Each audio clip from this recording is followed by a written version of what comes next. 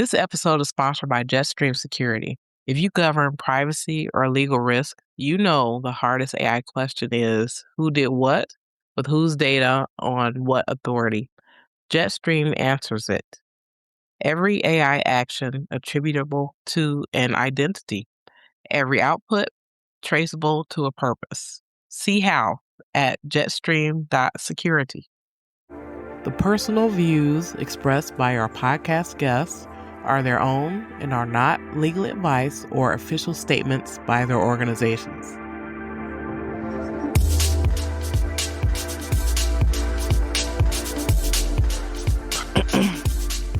Hello, my name is Debbie Reynolds. They call me the Data Diva. This is the Data Diva Talks Privacy podcast, where we discuss data privacy issues with industry leaders around the world with information that businesses need to know now. I have a very special guest all the way from the UK, Naureen Hussain. She is the founder of Luminate Advisers Limited. Welcome. Thanks, Debbie. Thanks for having me. Well, I'm excited to have you here today to talk about all things privacy and digital transformation and how the role of a DPO or a data privacy leader is evolving and changing. But I want to know more about your background, your trajectory, how you got into this, why you have a passion for data privacy. Yeah, great. So I think like many of your audience and many peers from our profession, I have what I call a squiggly career into data protection and privacy. So I started off as a lawyer, not in privacy. In fact, I was employment or labor lawyer. And whenever a data protection issue cropped up on one of my cases, it was like a hot potato, and I'd chuck it to the nearest person who was going to catch it from our data protection team. So it wasn't until several years later, when I had made the transition to working in-house. I had been in a private practice law firm for my first phase of career. There's, of course, when you go in-house, or you don't have the luxury of a dedicated specialist team that you can hand things off to. So at that time, I was working for a Chinese telco or telecoms company called Huawei, which I'm sure you're familiar with. And the GDPR was coming down the road, and they were looking for people to kind of lean in and support. And I saw that really as an opportunity to, I suppose, expand my impact in the organization. Having made that transition from in-house from private practice to in-house, I had a naivety, I think, that I'd land in-house and all of a sudden I would be engaging across the full breadth of the business and be involved in lots of cool projects. And as it was, I was in a glass room that the legal team was stuck in doing legal work. And I was thinking, metaphoric and literally, how can I break out of this glass room and have a bit more impact in the business and the GDPR global program? I presented that opportunity. So yeah, before I knew it, I was putting my hand up for getting involved in various different elements of that program. And cut a long story short, within 6 to 7 months later, I was offered a role, dedicated privacy officer role, covering the UK and Ireland portfolio of businesses. So I made the jump. And then moved from legal to a compliance role in that privacy function. And then there was a moment in time, given GDPR coming in, where the recruitment market was just so dynamic. I was getting calls every day during this period. And one of those calls was to take up a role as DPO at a big telco in the UK called Virgin Media. It's now Virgin Media O2, a gigantic organization. So I went for that and I got it. So I moved over into that role. Yeah, and I was very happy in the DPO role there. Lots to do, very challenging, very interesting. But then an opportunity came up to, as I refer to it, go over to the dark side and move into a role working directly for the Chief Digital Officer, who approached me and said, look, love working with you. You're great, but can you stop throwing rocks at us from the sidelines? And why don't you come and work for me and build the capability that's needed for my organization to really be sustainable and to scale? So I didn't quite know what the job was when I said yes, but I thought this is a really inspiring, cool person to work for. It's not an opportunity that comes around very often at all. And let's just do it and see what happens. So yeah, I did that for a bit. It stopped me, by the way, because it's a very long potted history of my No, career. no, no. This is amazing. Um, so I did that for a bit. Lots of really amazing, great experiences working alongside digital product leads, Scrum, understanding Scrum and Agile and Scrum Masters, what they do, and product ownership, but also the digital technology side, data scientists, data engineers, really cool, inspiring people that I learned loads from, and had the job of trying to sell data protection, data governance, and responsible and ethical data, and towards the end, AI use. So yeah, that was a challenge, but I really enjoyed it. And then I was also asked to lead a transformation program across fraud prevention and bad debt management, which is a big issue for telcos. And that was working directly for the CEO on that, which was, again, an amazing opportunity. I didn't quite know what I was letting myself in for, but I thought, well, they obviously see something in me. So let's just do it and see what happens. It was immensely pressured. And then we get to 2024, and I don't know if it's a 7-year itch, but I started to feel an itch of, maybe it's time to do something else. And that was when I decided to set up my own consulting practice. I'm a very creative person. I quite enjoy coming up with ideas and innovative ways of approaching problems and issues. And I thought this way of working would give me more flexibility to do that and to support lots of different organizations.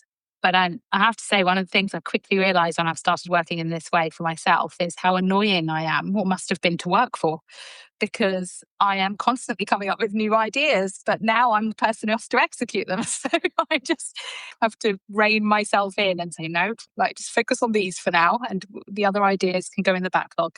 So yeah, so I've been working in that way for about 18 months now. Well, you have such an amazing trajectory. So, your move from working in law firms to going in-house to working more in like the product space and the data space with embedded with other teams, and then now your journey being your own boss, which is amazing. I think one of the things that really stands out to me about your career is that you really sought out those opportunities and you were able to raise your hand and be able to move into these new spaces, especially a lot of the roles that you were in were things that were probably created for you or things that didn't exist previously. So I think that is a good lesson for people who want to, like, if they're in an organization, they want to get involved, raising your hand, being able to say, this is what I'm super interested in. How can I get involved?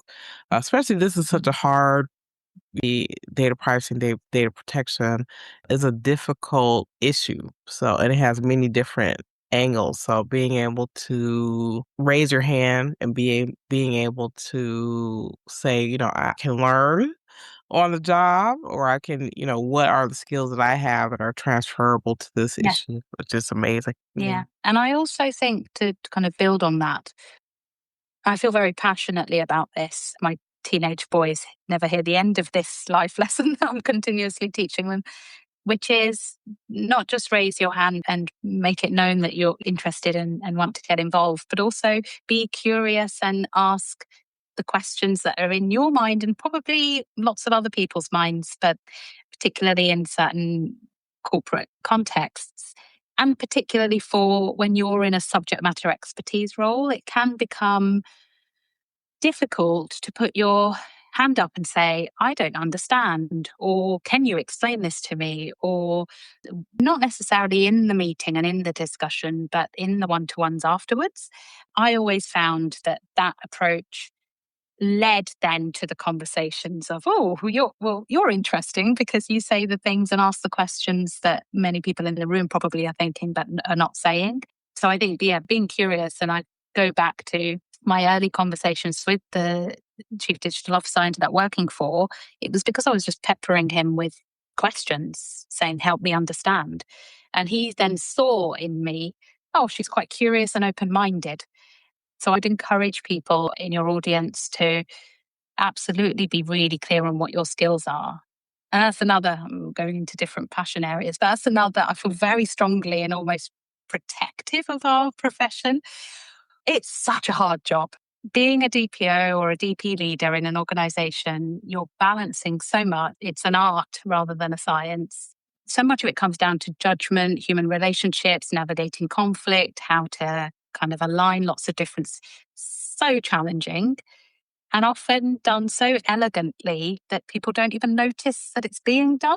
And then you're not getting the value or the acknowledgement. So you do have to shout up for yourself and you do have to make it known that, I have all these tools and skills in my toolkit that I could bring to another role.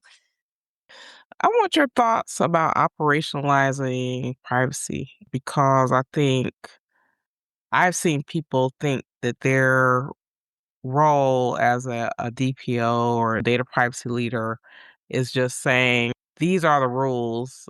So you should do this or you shouldn't do that. And it's like, it's more than just saying, oh, this is what the law says, or this is what I call in that people who do things that way, I feel like you're kind of like throwing a grenade in a way and then leaving the room. So I feel like if you're really effective in your job, you're not only telling them what the rules are, but helping them figure out, understanding the business, understanding where they are, and then trying to meet them where they are to try Mhm. to help them understand how to actually achieve a goal. But what are your thoughts? Mhm. Yeah, 100% agree. One of my buzz phrases that I like to use is shifting from gatekeeper to coach. Like an effective data protection leader in an organization should be considering their role is to coach those decision owners and those people who are accountable for the execution on how to get to those data protection outcomes. And I know that people will disagree with me, so I'm going to be a little bit controversial, but often it's the very strict boundaries of the role of DPO under the GDPR, where the organizations are subject to GDPR, is kind of used as a reason why I can't step beyond the advisory role. It's, down to you. And I actually agree with you. I think that it's not as black and white as that. You must make sure if you're in a GDPR DPO role that you're not making decisions about processing data.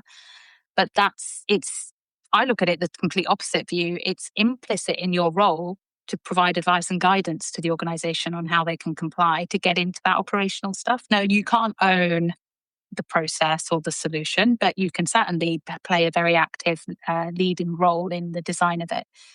And I think that when you do that, over time, you see kind of a relaxing of the shoulders of your stakeholders when you walk into an incident because you build that trust credit over time, don't you? So when you do say no, people know that, okay, this must be a hard line because Noreen's always trying to find the solution and is quite pragmatic and practical. If she's saying no, there must be something in this. Yeah, my view on it is, in fact, as given the context that a lot of businesses are finding themselves in at the moment, there's this pressure to be lean, pressure to cut costs. I think it's very challenging if you're in a DP function or DP leadership role to stay in that very narrow lane. I think there's going to be a lot of pressure to say, look, you've got to take on more. We can talk AI governance, for example. There are lots of DP leaders who are expected to lean much more into that. Some of the clients I work with are finding that quite difficult for different reasons. But I think that pressure will continue because you can't keep hiring experts. And also that doesn't give you a good outcome, does it? If you've got 5, 6 different experts looking at a problem through very specific lenses, it requires a holistic approach. I think that's true. And then part of something that you said about Noreen saying no and people understanding, to back up a bit, I want to Mm-hmm. talk a little bit about like relationship building.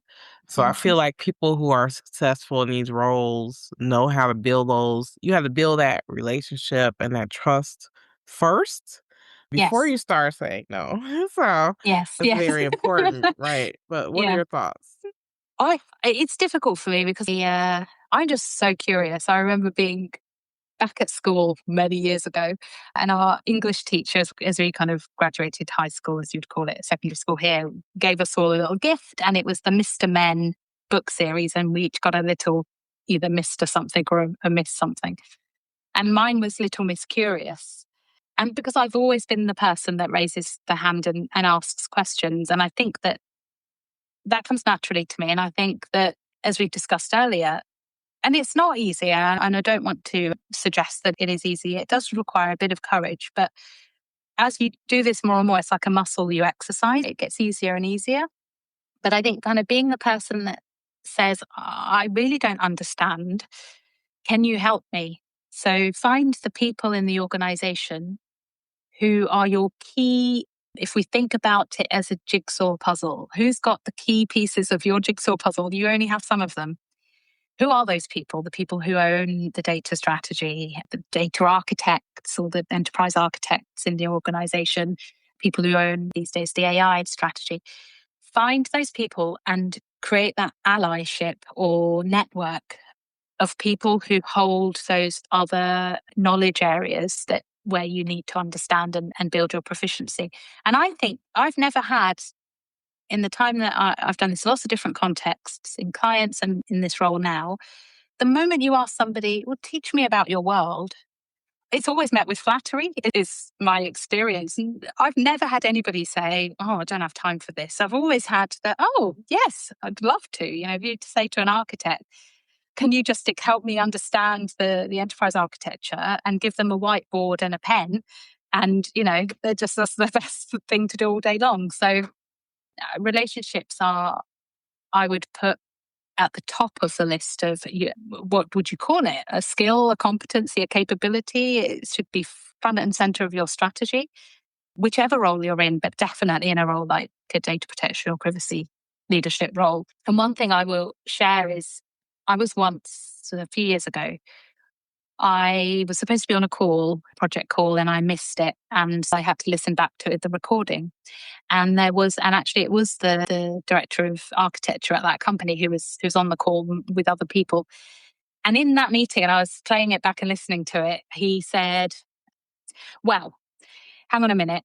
This is a privacy question. If Noreen was here, she would be saying, da da da da da. So let's now tackle that issue. And I connected with him afterwards and said, oh my God, it was just like such an emotional moment for me that you actually you don't just listen and have regard. The issue was triggered in your mind. You spoke up. You said if Noreen was here, and that's great. Highlight. Yeah, that's absolutely great. Absolutely great. There are so many companies that are going rapidly into digital transformation, pushing really hard to distinguish themselves. A lot of people want to do AI, as some people aren't ready to do AI in the way that they want to do. But how does that put pressure on someone in a DP or a DPO? I think it's really tough. I think it was tough before. What would you say, the last year? It's a real step change. And it's probably more often than not the case that the data protection framework hasn't reached target maturity. And now you're expecting to make it fit for purpose to handle the complexity and nuance and speed of AI deployment. And I think also in the context of the AI strategy isn't even clear. It's like we want to do AI, and teams that are accountable and who are also feeling that pressure to deliver are also trying to now refine that, turn that into a refined strategy and then a roadmap, but at the same time trying to get stuff out the door very quickly, and then turning to data protection teams and other enablement functions saying, come on, let's go.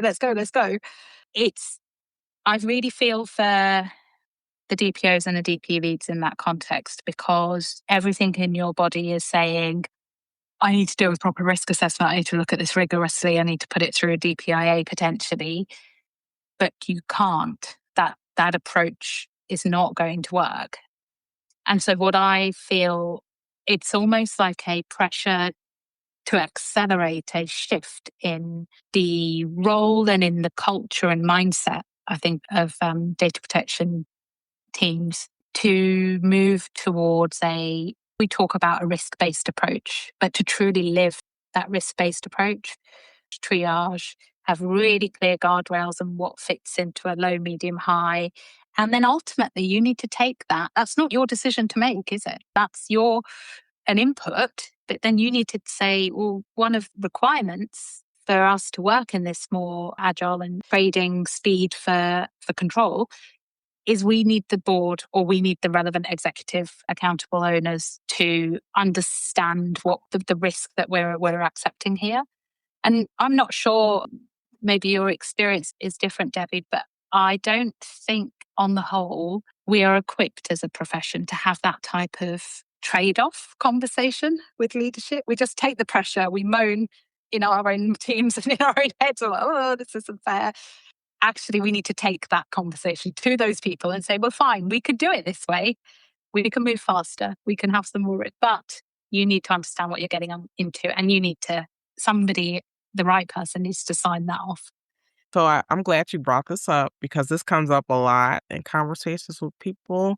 Like, I have heard people say, like, to get upset because they may have a strategy or a theory of the way that they think a company should do something, and then the company decides to do something different, and they're upset. And to me, it's like it's their decision. Like, I can say, Mm. here's the path, here's the options, here are here are the benefits, here are the challenges. But someone in the company has to really own it and be able to say, well, this is what we want to do.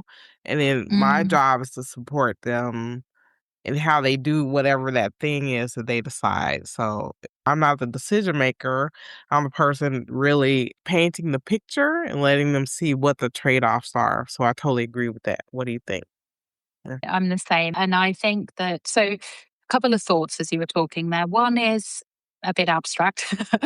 There's a model, a psychological model called transactional analysis, when you have parent, child, adult dynamics in relationships. And I see some coach shared this concept with me a few years ago. And now it's one of those things, once you understand it, you see it everywhere.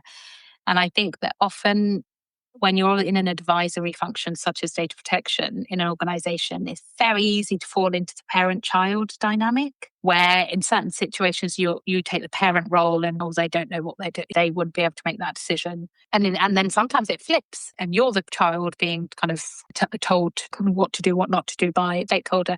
And the magic happens when you're aware of that dynamic and you actually can shift into an adult to adult relationship. And how does that manifest? Well, we talked earlier about going to the right person and saying, this is a risk averse position. This is a moderate risk position. This is a high risk position. And let's have a conversation of the trade off. So that occurred to me as you were talking. And anybody who's not heard of that transactional analysis kind of concept, I'd encourage them. It's fascinating, and it plays out in your personal relationships as well as at work. But the other thing is much more practical, and what I'm hearing on the ground across different clients is who are DPOs and DP leaders who are facing this challenge.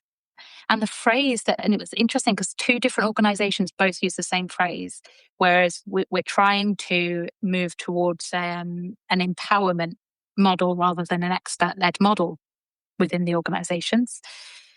And the phrase or the comment was, but we don't trust them to make the right decision. And okay, that's a lot. What do you mean you don't trust them to make the right decision?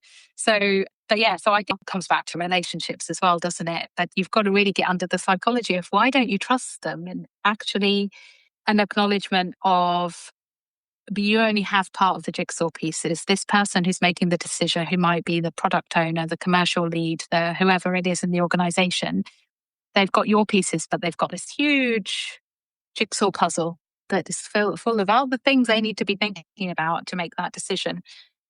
Yeah, maybe there's a bit, I'm thinking of it's making me kind of shoot off in other directions, but maybe there's also an element of, do we personalize our advice and our position? Do we conflate our role and reputation and status within an organization with our expert advice, which is very easy to do, because if your identity and your platform of confidence comes from being an expert, and somebody saying, well, we're not going to do what you're recommending, I can see how that can hurt, actually.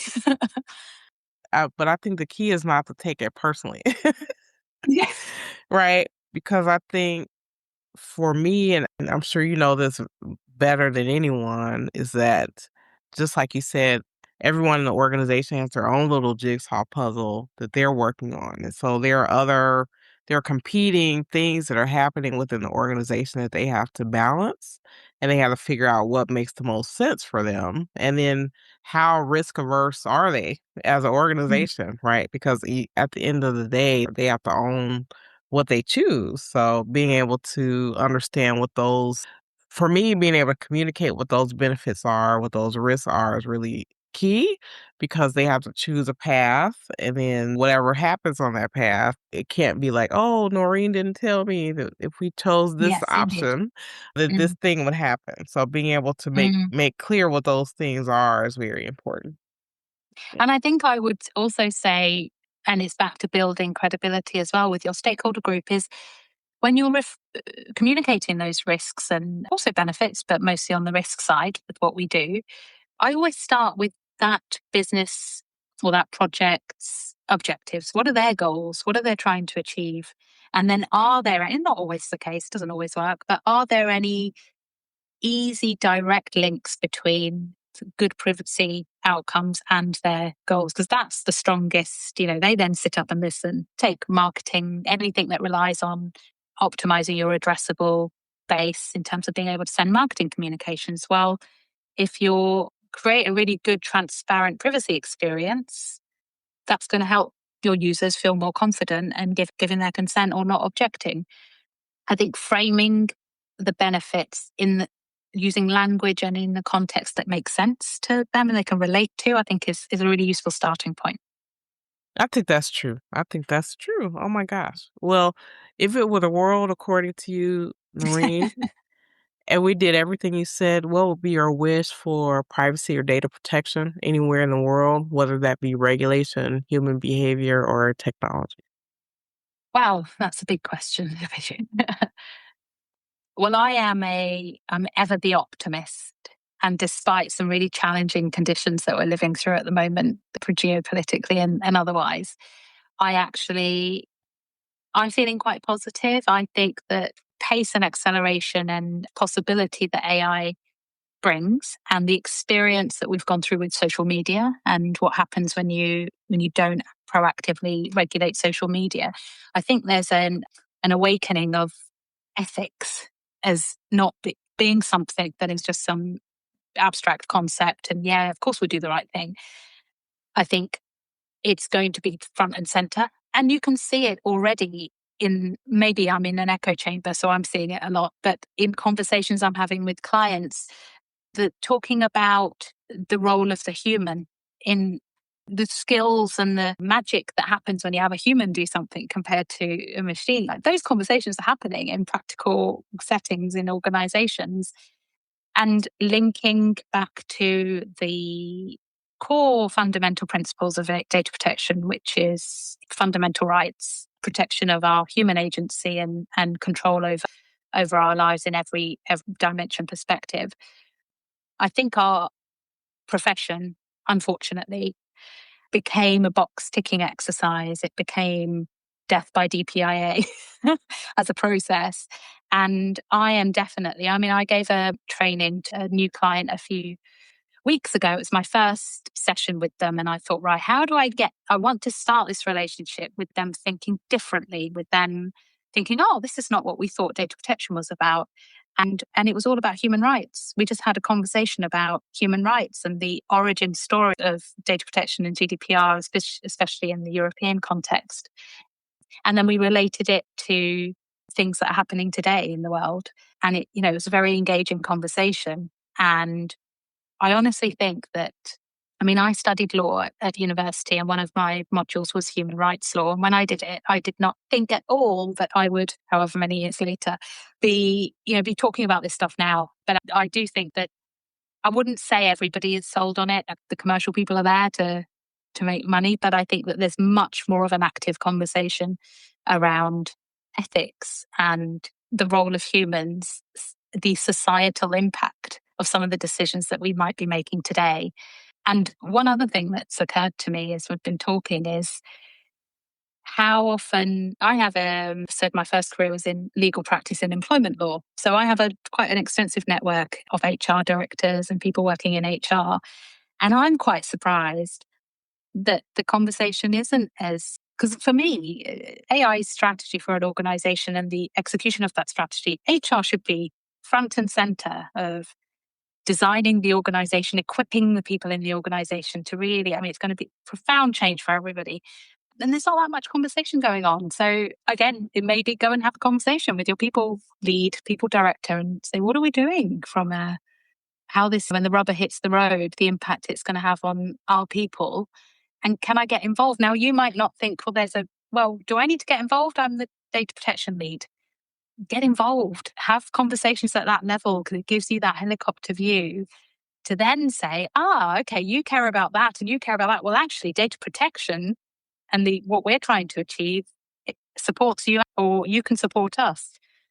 Right. Creating that system. Yeah. Oh, wow. That's amazing. That's amazing. Well, thank you so much for being on the show. This is very illuminating. And I think people who are at different stages of their career, if they take even a morsel of what you said, it will definitely help them develop themselves and be able to be a better advisor to their companies. Great. Thanks, Debbie. I've really enjoyed the conversation. And as you can tell, I talk a lot. So thank you for bearing with me. Oh my gosh. Oh my God. You have so many things that people need to know and understand. So your expertise comes through. I'm a curious person as well. So I totally enjoy the conversation. Lovely. Thank you so much. All right. Talk to you soon. Thank you. Take care. Bye. Okay. Bye-bye.